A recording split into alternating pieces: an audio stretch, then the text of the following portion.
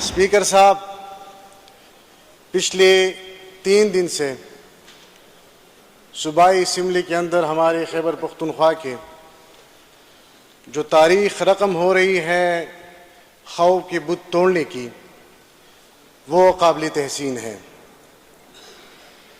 تاریخ میں پہلی بار یہاں پر وہ باتیں ڈسکس ہو رہی ہیں جو پچھلے 77 سال میں کوئی بھی اس پر لب کشائی نہ کر سکا۔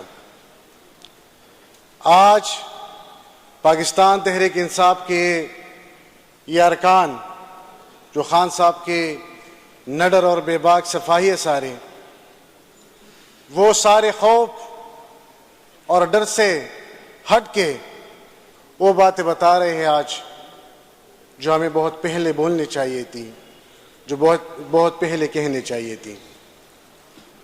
جناب اسپیکر، کل یہاں پر شکیل صاحب نے بھی قیام پاکستان سے لے کر آج تک جو کچھ اس ملک میں ہوا اس پہ تفصیلی روشنی ڈالی تھی۔ میں مختصر بات کروں گا کہ ہمیں بچپن میں اسکول میں مطالعہ پاکستان میں سوشل اسٹڈی میں جو بتایا گیا تھا کہ قیام پاکستان کا وجود کیوں عمل میں لایا گیا اور یہ کیوں ضروری تھا کہ پاکستان وجود میں آ جائے، لیکن 77 سال گزرنے کے بعد آج ہم اس فلور پہ یہ کہہ سکتے ہیں کہ آج بھی ہم آزاد نہیں ہیں۔ اس وقت سفید انگریز تھے، اب صرف چمڑے کا رنگ بدلا ہے، کالوں کی حکومت آئی ہے۔ اس وقت ایسٹ انڈیا کمپنی تھی جو بر صغیر کے وسائل پر قابض تھی، اور آج پاکستان کی اسٹیبلشمنٹ جو ہے پورے پاکستان کے وسائل پر قابض ہے۔ جناب اسپیکر، بات ہو رہی ہے ان لوگوں کی سیاست میں مداخلت کی جو بار بار پریس کانفرنس میں بھی اپنا یہ ذکر کرتے ہیں کہ ہم سیاست نہیں کرتے۔ میں تو کہتا ہوں جو ہم نے پڑھا تھا کہ ڈیموکریسی کی جو ڈیفینیشن ہم نے پڑھی تھی کہ جمہوریت کیا ہے، یہی پڑھا تھا کہ by the people, for the people, from the people. لیکن اس سیاست سے انکاری لوگوں نے پاکستانی جمہوریت کا جو ڈیفینیشن ہے وہی چینج کیا ہوا ہے۔ یہاں پر by the establishment, for the establishment, from the establishment انہوں نے بنایا ہوا ہے۔ جناب اسپیکر، ان کو آپ آئینہ دکھاتے ہیں تو یہ اچانک آ جاتے ہیں 9 مئی پر۔ 9 مئی کا تقریباً 1.5 سال گزر گیا۔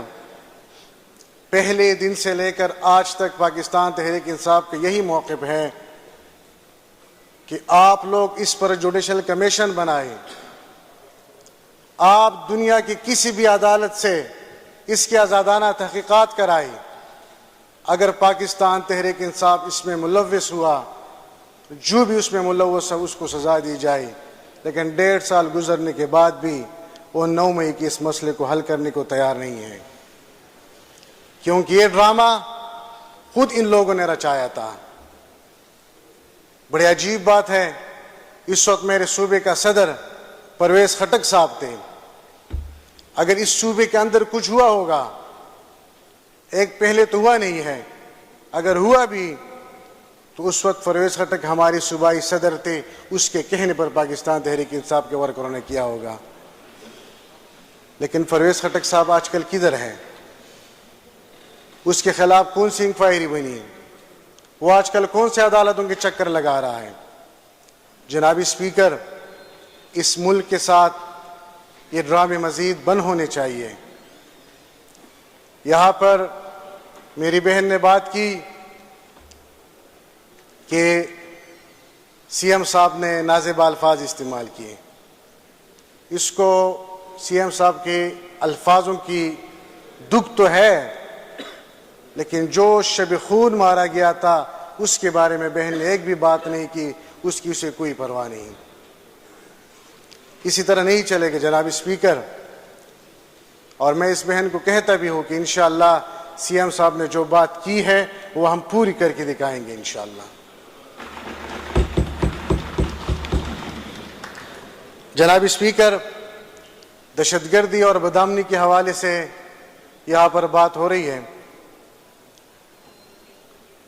یہ ایک ریاست دو دستور والا معاملہ ہے۔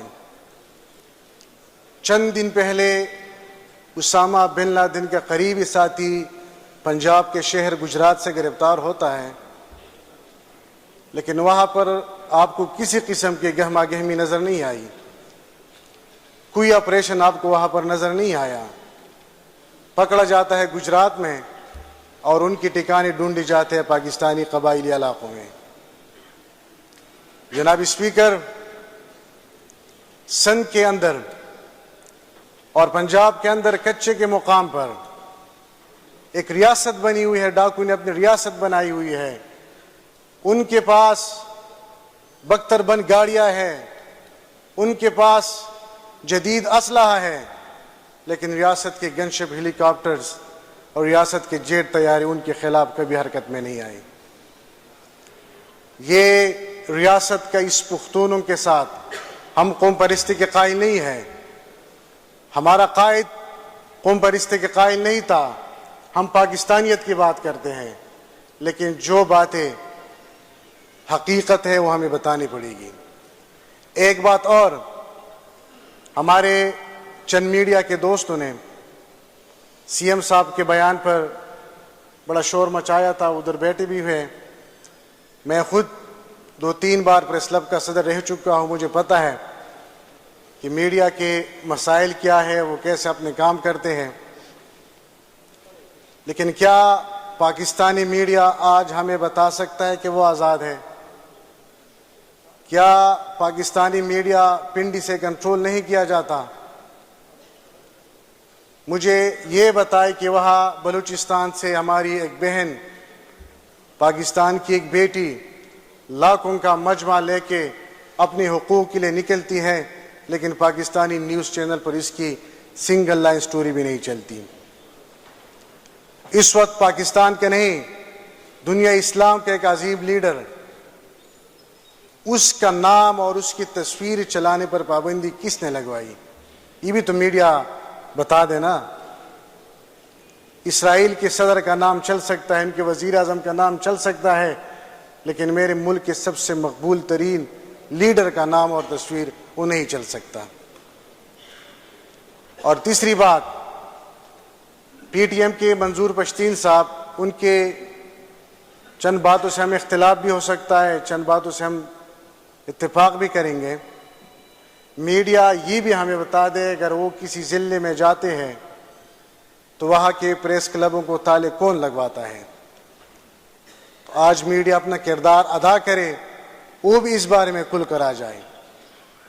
جناب اسپیکر، میں اپنی باتیں ختم کرنا چاہتا ہوں، لیکن یہ کرکٹ کے اصطلاح میں ایک لفظ یوز ہوتا ہے نائٹ واچ مین کی، ٹیسٹ کرکٹ میں۔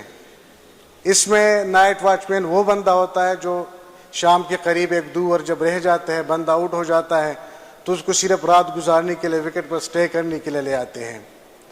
تو انشاءاللہ یہ جو پی ڈی ایم کی حکومت ہے، یہ نائٹ واچ مین ہے۔ خان صاحب آئے گا انشاءاللہ، وہ وکٹ پر انشاءاللہ کھڑا ہوگا دوبارہ، اس ملک کی معیشت کو بھی سنبھالے گا، یہ ملک آگے انشاءاللہ ترقی بھی کرے گا، اور اس ملک میں جو دہشت گردی اور بدامنی کی جو لہر ہے انشاءاللہ یہ بھی ختم ہوگا۔ آخر میں یہ شعر میں اپنے ان دوستوں کو جو آج کل اس حالات پہ کھل کے خیالات کا اظہار کر رہے ہیں ان کو ڈیڈیکیٹ کرنا چاہتا ہوں کہ وہ مرد نہیں جو ڈر جائے حالات کی خونی منظر سے، وہ مرد نہیں جو ڈر جائے حالات کی خونی منظر سے، جس حال میں جینا مشکل ہو اس حال میں جینا لازم ہے۔ بہت شکریہ جی۔